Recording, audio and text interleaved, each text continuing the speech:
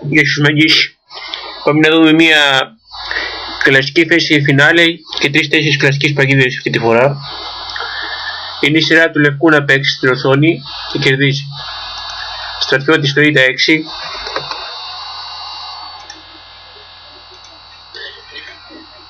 Κόβει. Και τώρα θαυμαστικό στρατιώτης στο ΙΤΑ 6.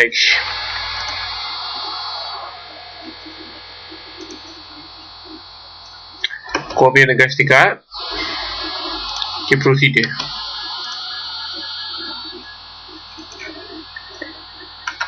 Η εναλλακτική επιλογή για το μαύρο σε αυτή τη θέση, είναι να κόψει με τον άλλο το φαντάρο.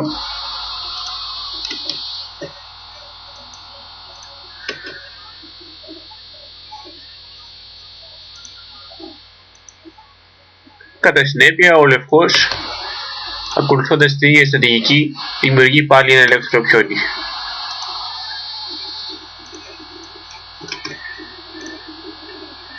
Λέγεται ότι αυτή η θέση προκύπτει συχνά σε φινάλε. Και τώρα μετά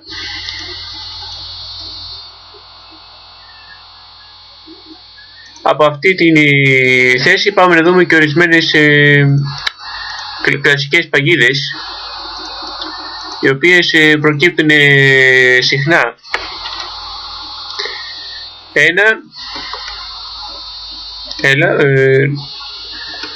Ένα στρατιώτη στο Δέλτα 4. Στρατιώτη στο Δέλτα 5. Γάμα 4, αντιαμπή της βασίλισσας. Ε6 ορθόδοξη. Άμυνα. Ύπο στο Γάμα 3. Ύπο στο Ζ6. Αξιωματικό στο ΙΤΑ 5. Η κίνηση που έπαιζε ο Πίλσμπερι, ύπο στο Δέλτα 7. Γάμα τρώει Δέλτα. Γάμα τρώει Δέλτα. Τρώει Δέλτα, συγγνώμη. Και τώρα ο Λευκός κάνει ένα λάθος και τρώει τη φαντάρα στο Δέλτα 5. Τώρα ο Λευκός χάνει. Ύπος τρώει στο Δέλτα 5. Αξιωματικός τρώει στο Δέλτα 8. Αξιωματικός στο Β4. Σαχ, φορσέ βασίλισσα στο Δέλτα 2. Τρώει τη βασίλισσα ο μαύρος με τον αξιωματικό του. Βασιλιάς τρώει αξιωματικό. Βασιλιάς τρώει αξιωματικό. Και ο απολογισμός μετά από αυτές τις φορσέ κινήσεις είναι πως ο μαύρος έχει κερδισμένη θέση. Κομμάτι παραπάνω. Η δεύτερη παγίδα την περιλαμβάνει και ο Καπαμπαλάνκα στο βιβλίο του Βασικές Αρχές στο σκάκι. Ένα ε4 στρατιώτης. Είναι το άνοιγμα Καροκάν. Στρατιώτης στο Γάμα 6. Δέλτα 4. Δέλτα 5. Ύπο στο Γάμα 3. Δέλτα τρώει ε. Ύπος τρώει πιόνι. Ύπος στο Δέλτα 7. Ύπος στο Ζ3. Ύπος στο Ζ6. Παρεπιπτόντως εδώ πέρα μια παγίδα στην οποία δεν πέφτει κανένα σήμερα είναι βασίλισσα στο ε2. Ύπος στο Ζ6 ματ. Σας διαβεβαιώνω πως σε αυτή την παγίδα δεν πέφτει κανένας όσο βλάτες και να είναι.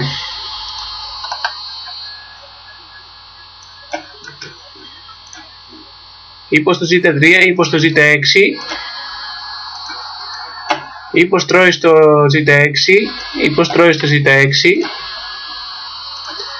Αξιωματικό στο Γάμα 4. Αξιωματικό στο ΙΤΑ 4. Τώρα ο Λευκός είναι λάθος να παίξει ύπο στο ε5, διότι ο μαύρος παίζει αξιωματικό στο ε6 και σώζεται. Κάνει τη θέση ο Λευκός, αλλά ο μαύρος σώζεται. Η σωστή κίνηση είναι αξιωματικό τρώει στο Ζ7.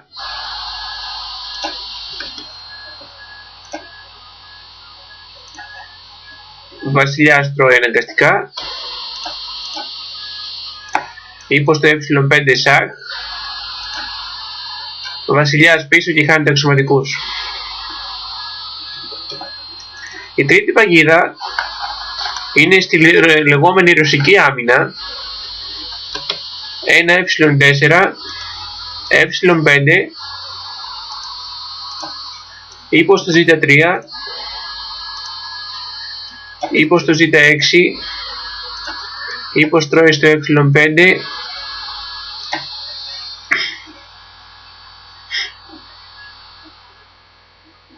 φυσικά αν ύπος στο ε4,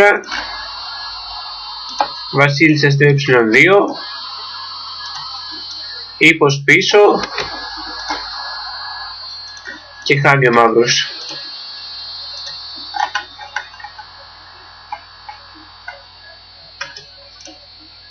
Τώρα ο μαύρος σε αυτή τη θέση παίζει στρατιώτη στο δ6.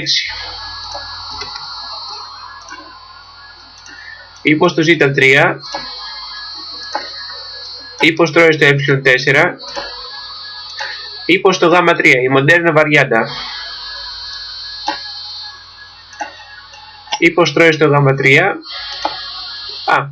Εδώ θέλω να πω ότι μετά από βασίλισσα στο ε7 ο μαύρος χάνει.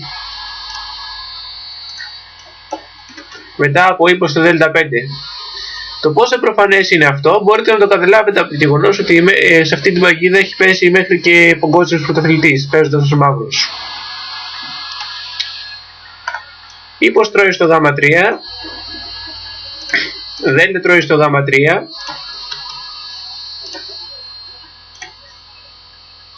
και τώρα ένα λάθος του μαύρου είναι να παίξει αξιωματικό στο η4.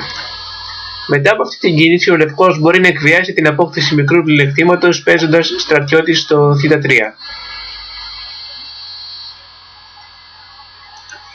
Αν πάει φυσικά, αξιωματικός τρώει στο z3, βασίλισσα τρώει στο z3, με συγχωρείτε, και φυσικά ο λευκός έχει το ζεύγος αξιωματικών.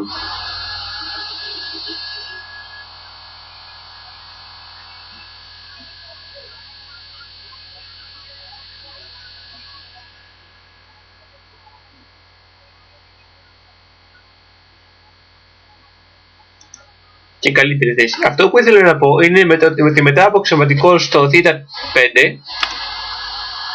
ο λευκός παίζει θαυμαστικό βασίλισσα στο δ5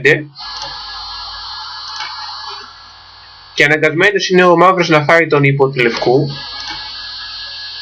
Βασίλισσα τρώει στο z3 και σε μια παρτίδα μου που είχα παίξει rapid στο ίντερνετ ο μαύρος έπαιξε ύπο στο γ6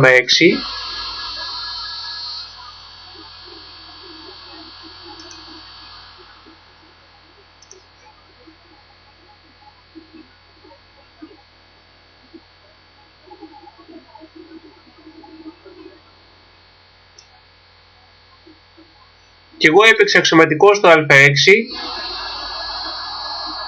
διπλό θαυμαστικό και μετά μου εγκατέλειψε.